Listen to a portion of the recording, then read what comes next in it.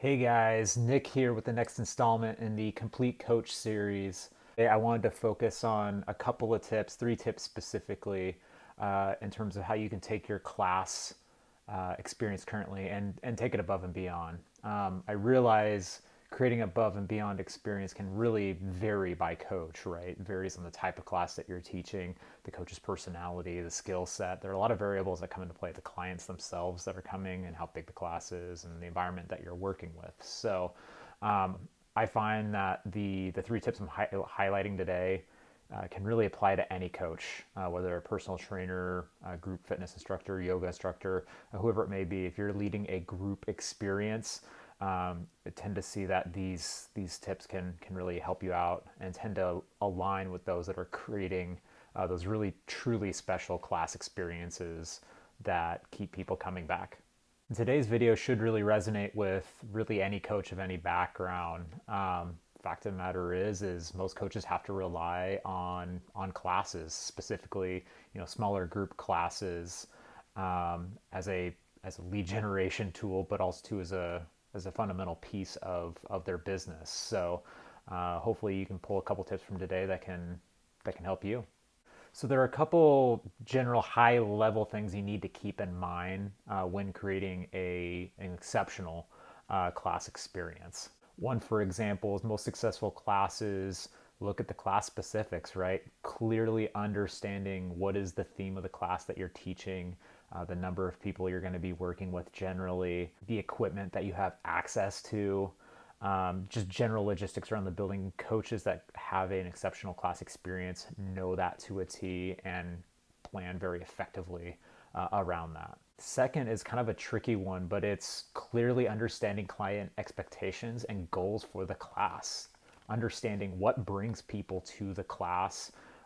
If you don't necessarily know that from residents themselves or those that are attending your classes, sometimes you can kind of pull it from the theme of the class. So coaches that clearly understand what residents are looking for in their terms and in their vision, those coaches can find a way to effectively program around those wants and needs, and once again builds towards creating an experience that residents or clients love and continue coming back to in the future. The third thing to keep in mind with classes that go above and beyond, they have a memorable experience at some point in time in the class, whether it's the entire class or their particular spots in the class, which is more commonly the case. Clients that are part of the class, there's usually a point where they're like, wow, that was really cool. I haven't seen that before. Or, oh, that was an interesting approach. I've never experienced that before. Or I really felt good after today's workout.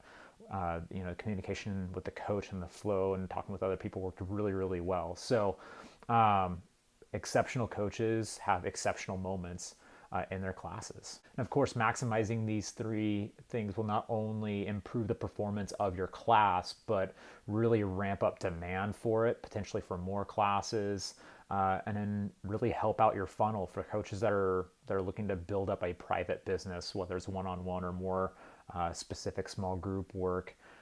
Classes can be a crux to that funnel, that sales funnel, for your private coaching.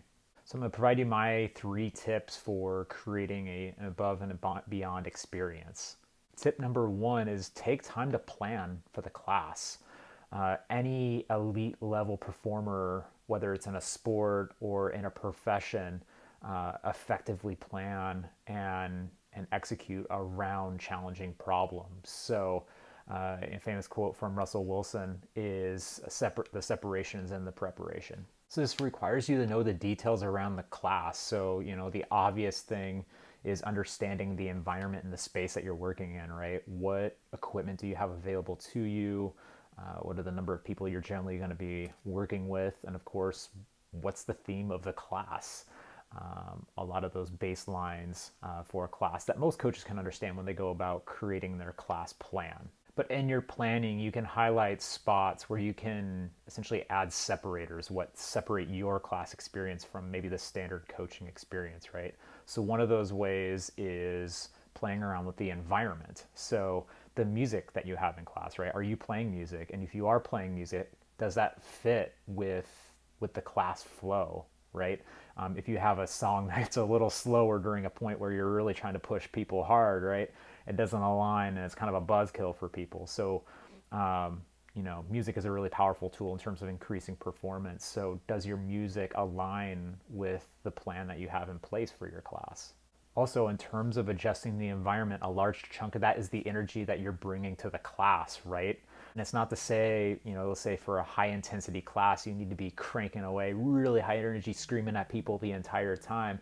People are going to get fried halfway through the class, right? So you need to understand, okay, how am I presenting myself at the start of class, right? What's the type of energy I'm exuding at the start, right?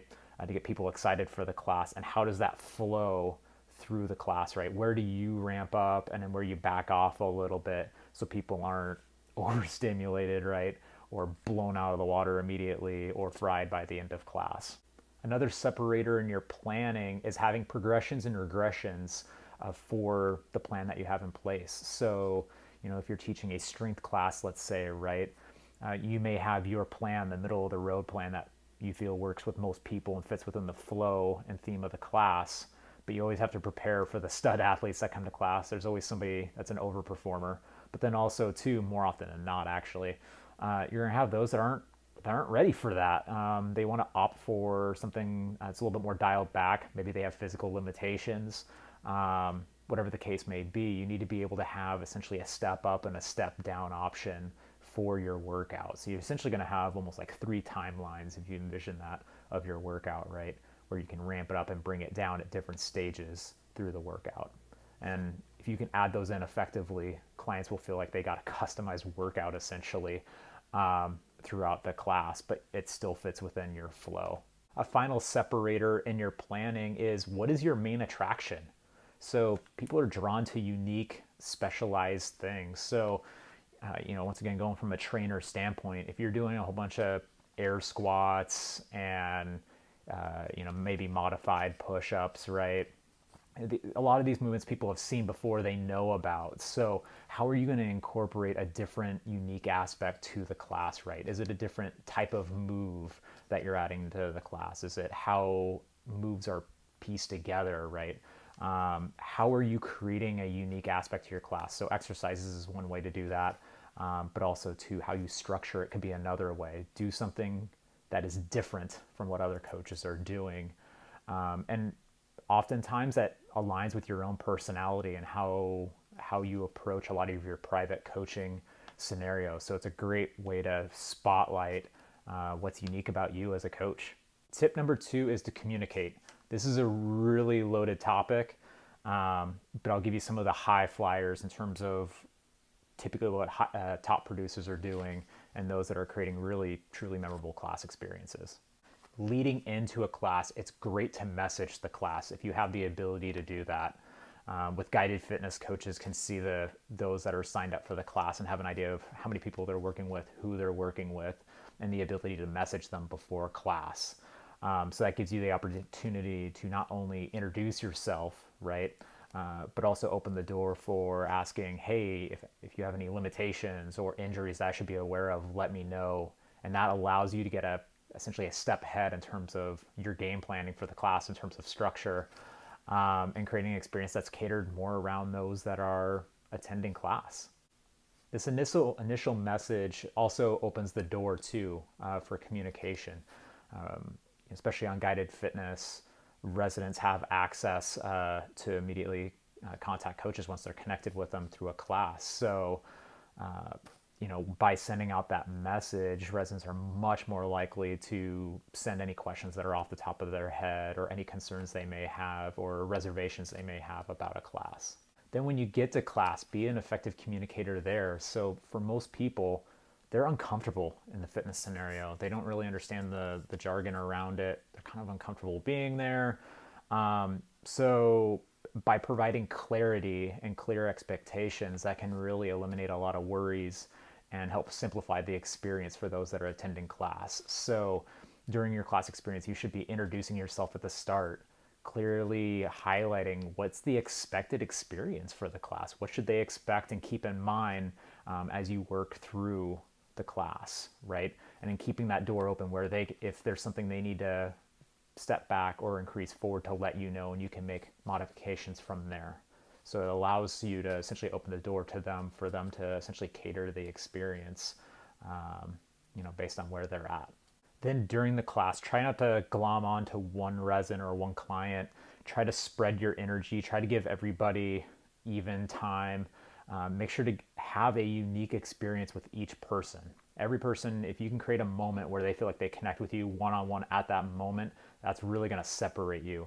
A lot of coaches just kind of yell their workout at people and don't necessarily connect with each individual person. So if you're able to do that, you're able to separate yourself, especially in a small class format or small group class format. You should be able to get around and meet each person, and whether it's adjusting a move or whatever it may be, you should have the ability to connect with them during the class time. And in terms of the communication, be you, be the pro. People want to work with human beings. Nobody responds well to fake comments or forced comments, right? People want to hear when they're doing well and when they need to adjust things. But just yelling, come on, or whatever phrase just to fill airtime doesn't really fit it. So use terminology that not only represents you well as a professional, right, but also communicate in a way that's unique to you. Then at the end of class, very critical, make sure to thank everyone for coming. They took time out of their day to come to class. They invested time. In many cases, they invested money into attending that class. Thank them for that. And then the follow-up to that, ask for feedback. I always like starting with what they didn't like in the class, because usually, more often than not, especially if I'm teaching a strength class, the thing they didn't like was right at the end of class. So we get that out of the way, and then I focus on the positive things. What was something that they liked about the class? And then in addition, what did they learn? If they can walk away feeling like they learned something, that's awesome. Another question too I ask is, do you feel better than when you first came in? Most people will feel better after a workout than they did when they first came in. And that's a great feeling to have that sticking in the back of their mind when they go to leave class, knowing that, wow, I felt better attending class. They're going to be much more likely to attend future classes. And then the final thing is ask for feedback. Obviously you're asking for what they didn't like and what they liked, but maybe they have feedback right there on the spot for you as a coach, right? Maybe there was something that they would have liked to maybe adjust. People are usually not shy on that end in terms of letting you know. On guided fitness, if they don't feel comfortable on letting you know that feedback right there on the spot, the day after they can leave a review for the class and leave an anonymous review if they like. And that's a great way to get honest feedback from those that are attending class. And really when it gets down to it, to help you continue to refine and improve your craft as a coach. Another thing I forgot to add in there in terms of during the class experience, make sure to speak in client terms.